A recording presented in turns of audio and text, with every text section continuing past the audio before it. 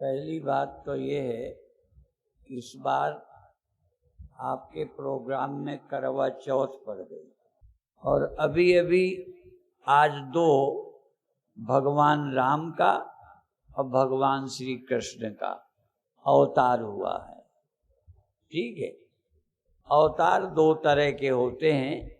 जो देह धारण करके आते हैं वो बाहर के राक्षसों का वध करने आते हैं, और जो शरीर धारण करके नहीं आते, आपके अंतःकरण में अवतार होता है, वो आपके अज्ञान और अंदर के राक्षसों के वध करने के लिए होता है। और अंतःकरण में भगवान का अवतार क्या है?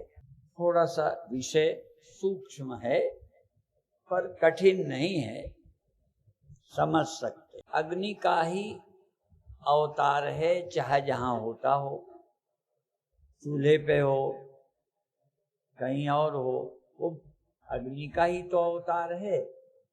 पर अग्नि तो व्यापक है और वो एक जगह है, इसलिए उसे अवतार नहीं कहते, क्योंकि एक ही चैतन्य ब्रह्म सर्वत्र है और वही अंतःकरण में मैं करके फुर रहा है।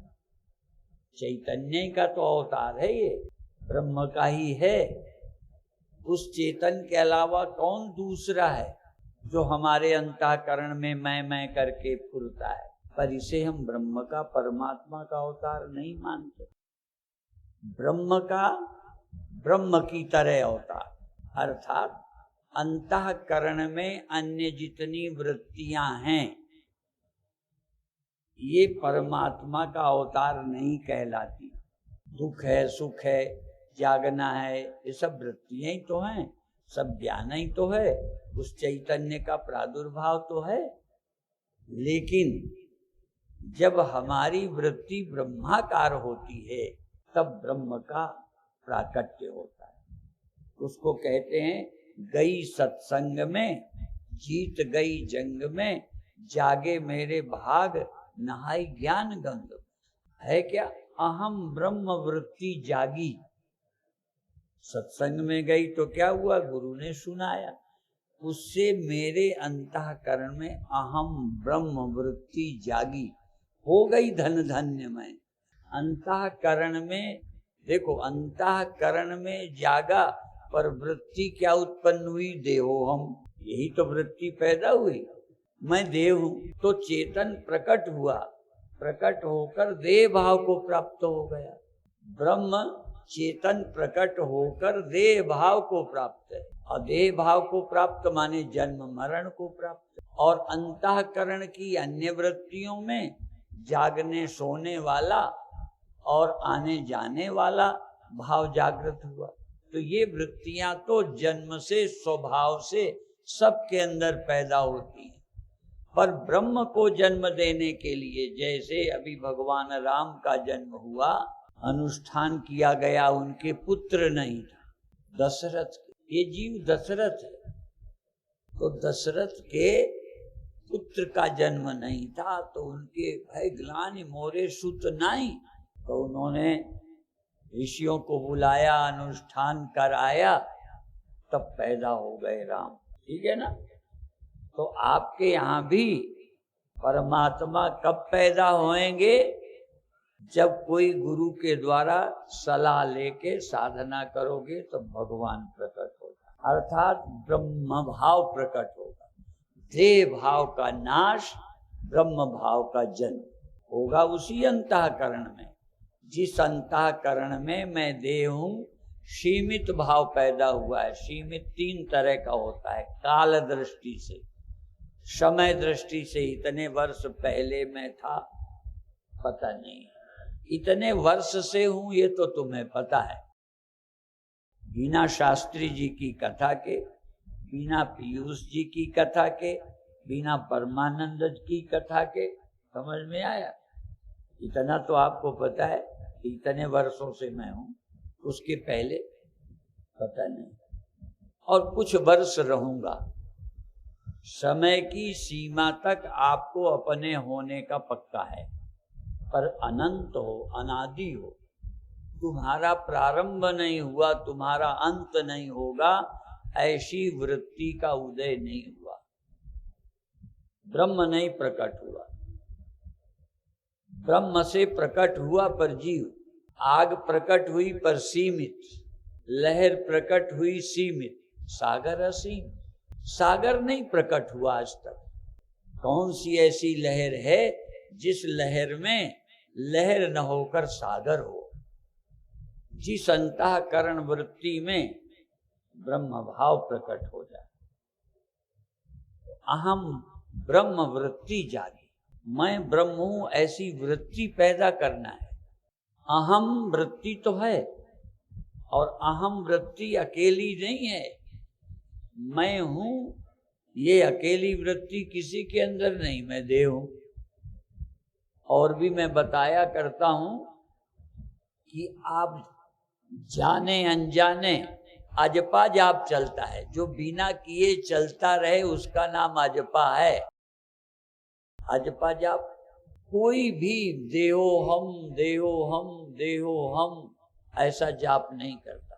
अंग्रेजी में डायरेक्ट इनडायरेक्ट कुछ शब्द होते हैं, तो ऐसे ही आप डायरेक्ट देह हूं कोई नहीं बोलता, जन्मा हूं ये सोचता है।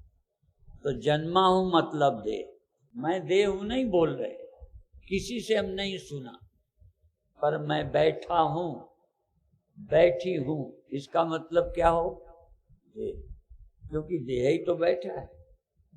तो जो दृश्य है देह, अब दृश्य देह को दृश्य नहीं देखा तुमने, यद्यपि देह को देखा, तुम हो दृष्टा, पर तुम देह के दृष्टा हो ये कभी नहीं देखा। देह हूं, बैठा हूं, खड़ा हूं, चलता हूं, मोटा हूं, पतला हूं, इतने वर्ष का हूं, ये विचार चलता है। जो मन में चले ये अजपा है, ये आपके मन में विचार चलता रहता है। तो बैठा हूं मतलब क्या है? जबान से नहीं कहा मैं देह हूं, जबान से तो मन के अंदर विचार क्या आया? बैठा हूं। बैठा हूं मतलब क्या कहा? देह हूं। इतने वर्ष का हूं मतलब देह हूं। अर्थात डायरेक्ट देह हूं नहीं कहते, इनडायरेक्ट देह ही हूं यही कह रहे हो।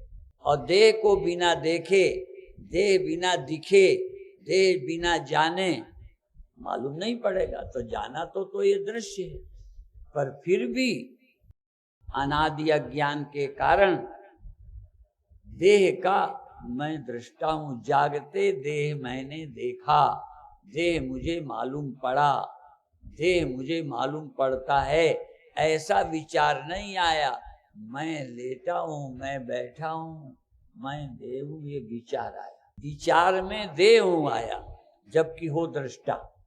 तो दृष्टा होने का विचार नहीं आया। घट दृष्टा घटात भिन्ना, घड़े का दृष्टा घड़े से अलग होता है। कोई भी दृश्य दृष्टा से अलग होता है, और कोई भी दृष्टा दृश्य से अलग होता है, पर मालूम नहीं पड़ रहा। हूं मैं दृष्टा, मालूम पड़ता हूं देह। इसी तरह से साक्ष्य भी साक्षी नहीं होता। जगना मेरा साक्ष्य है, सोना मेरा साक्ष्य है, मालूम पड़ा। जगना, स्वप्ना मालूम पड़े, वृत्तियों का बदलना मालूम पड़ा। तो जो मालूम पड़ता है मालूम करने वाले से अलग होता है। पर मैं साक्ष्य को साक्ष्य न मान के साक्ष्य को मैं ही मानता हूं। जिसका मैं साक्षी हूं उसे मैं मानता हूं। तो देह में अहम भाव और अंतःकरण की अवस्थाओं में अहम भाव, और ये सब सीमित हैं।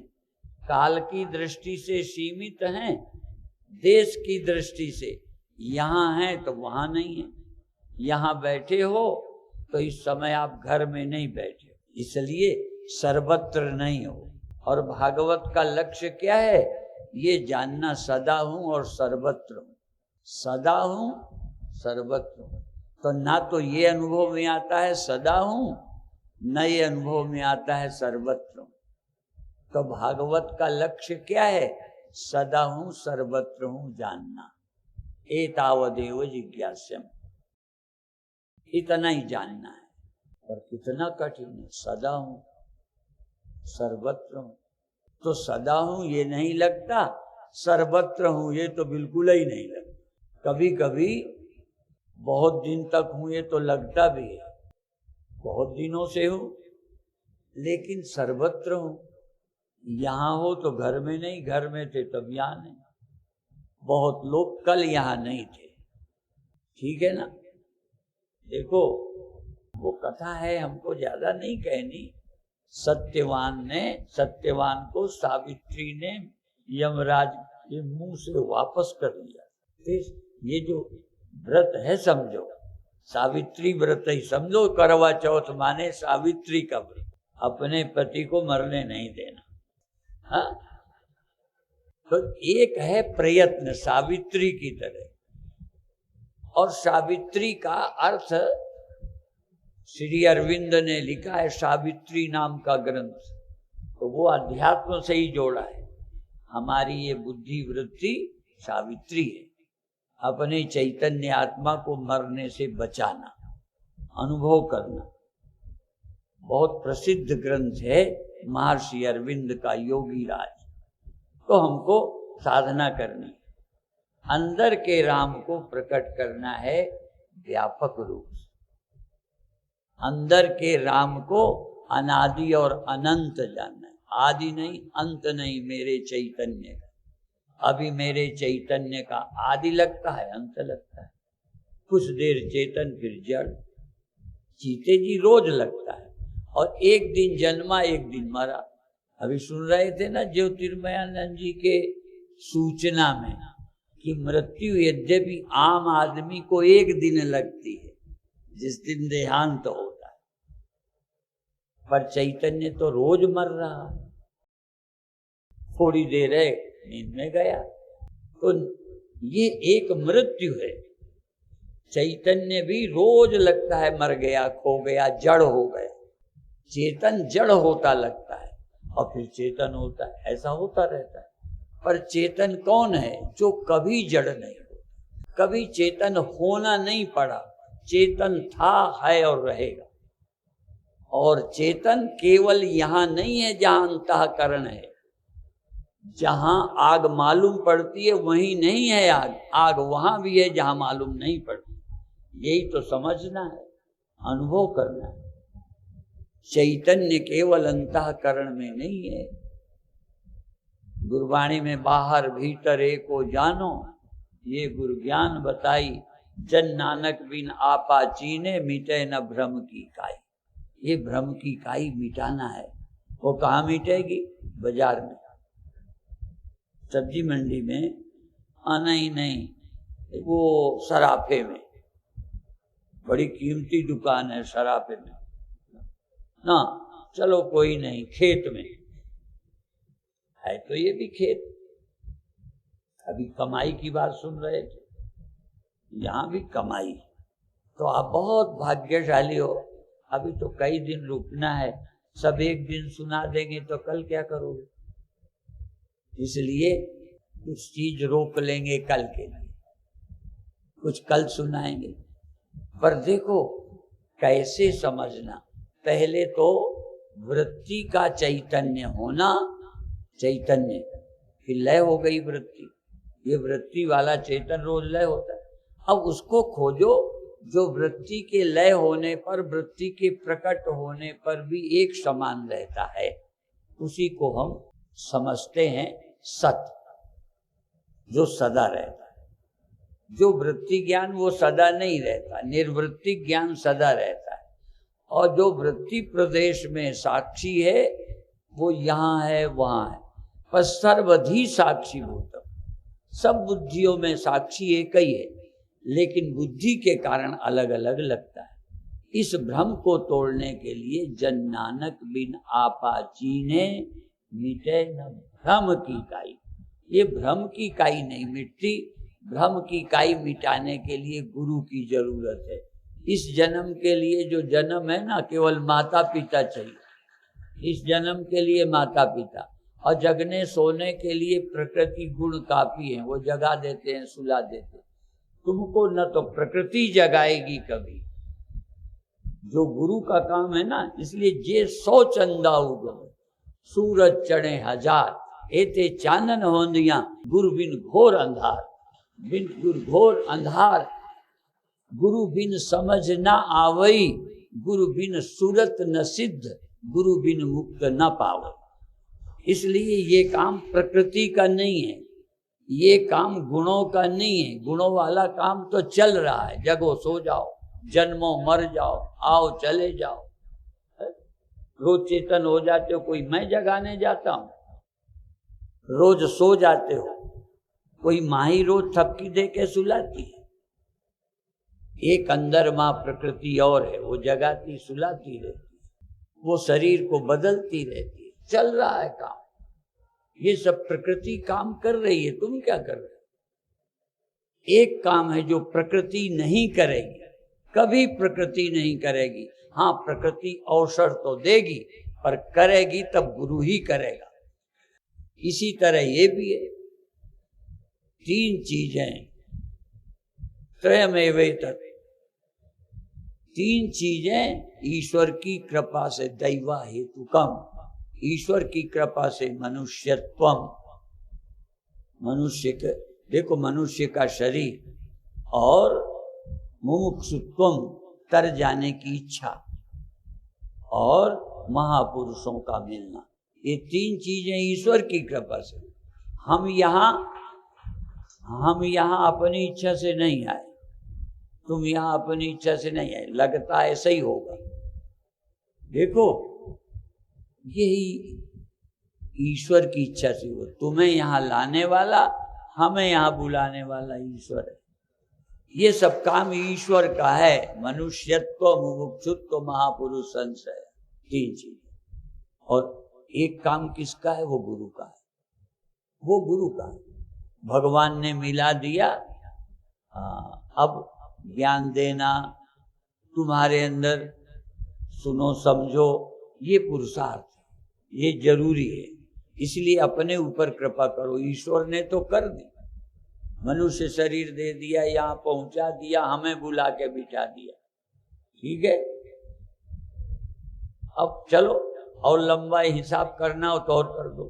पहले यहाँ शास्त्री जी को भेजा, फिर इन्हें चेला बनवाया, फिर हमें यहाँ बुलाया, है ना लंबी लाइन। पर घुमा फिरा कर बात एक ही है। एक ही की कृपा से हम सब, एक संत कह रहे थे, पानी में बहाव था, भंवर पड़ गई, तिनके अलग अलग बह रहे थे, भंवर पड़ी, सब तिनके इकट्ठे हो गए। अब तिनके अपनी मौज से इकट्ठे नहीं हुए, वो भंवर में इकट्ठे हो गए, और ऐसा झटका आया, वो तिनका वहां गया, वो वहां गया। अभी देखो, अभी सब इकट्ठे हो गए, अब 1-2 दिन के बाद सब तितर बितर फिर हो जाए। ये सब चलता रहता है। पर काम क्या है? जन्म मरण रहित और विभु, सीमित में नहीं, असीम में, क्षणिक में नहीं, अनादि और अनंत में, एक अवस्था नहीं, सर्वावस्थाओं का सर्वधी साक्षी, सब अवस्थाओं में जो रहता है, एक अवस्था में नहीं रहता, केवल जागृत में या स्वप्न में, जो सब अवस्थाओं में रहता है, सर्वरूप में रहता है, सर्वदेश में रहता है, सर्वकाल में रहता है, और अंत में सब देश काल वस्तु जिसमें रहते हैं, वह अनंत चैतन्य को खोजना, उसके लिए कार्यक्रम है, भागवत है। शास्त्री जी यहाँ आए हैं, ये झंडे गाड़ रखे हैं, सब झंडा गाड़ा। ये पंडाल क्या करना था? पंडाल में रोज रहेंगे क्या? ये तो किसी दिन सुनने के लिए अवसर है, इसीलिए। और ये इंद्रियां जो मिली हैं, ये काम करने के लिए। कथा में ये भी बता रहे थे, इंद्रियों के सुख से ऊपर जाओ, इंद्रियों के विषय का त्याग करो, अंदर जाओ। ये इंद्रियां हमारे 2 काम के लिए, ये व्यवहार के लिए भी। और कथा में बता रहे थे कि इंद्रियां रूप में जाती हैं, भगवान का रूप देखो। कानों को अच्छे शब्द लगते हैं, भगवान की कथा सुनो, ठीक है ना। भगवान का प्रसाद भोग लगा के खा लो, तो वही विषय तुम्हारे कल्याण करने वाले बन जाएंगे। यही देह भोग का साधन है, यही देह योग का साधन है। सुबह रोज योगाभ्यास होता है, तो ठीक है ना। यही हमारे यही 10 रथ हैं और यही 10 मुख हैं। यही 10 इंद्रियां भोग में लग जाए तो 10 आनंद, 10 मुख, और यही इंद्रियां हमें पहुंचाने का साधन बन जाए तो 10 रथ। और 10 रथ के घर में राम पैदा होते हैं, 10 मुख के घर में नहीं। वहां कौन पैदा होता है कथा में पूछना इनको, उनके लड़कों का नाम मुझे नहीं मालूम, ठीक है ना। तो आप भी ये 10 रथ बन जाओ, आपकी 10 इंद्रियां रथ बन जाएं। और ये इंद्रियां रथ हैं और मन लगाम है, बुद्धि सारथी है, अजीवात्मा रथी है और बुद्धि सारथी है। और ये तुम बैठे हो ना, इसमें भगवान इसमें मालिक हैं, रथ हैं। और ये जीव भगवान पीछे बैठे रथ चलाता, अर्जुन लड़ने में लगा। रथ चला रहे भगवान और लड़ाई के मैदान में, लेकिन वो कथा सुनने लगा। अच्छा हुआ, तो बीच में मोह हो गया, कहता है नहीं लड़ूंगा, तो कथा सुनने का मौका मिल गया। तुम भी जब संसार से उपराम हो जाओगे तो अंदर बैठे की कथा सुनोगे, तो ये अर्जुन को कृष्ण भगवान मिल जाएंगे, जीवन धन्य होगा। ओम शांति शांति शांति।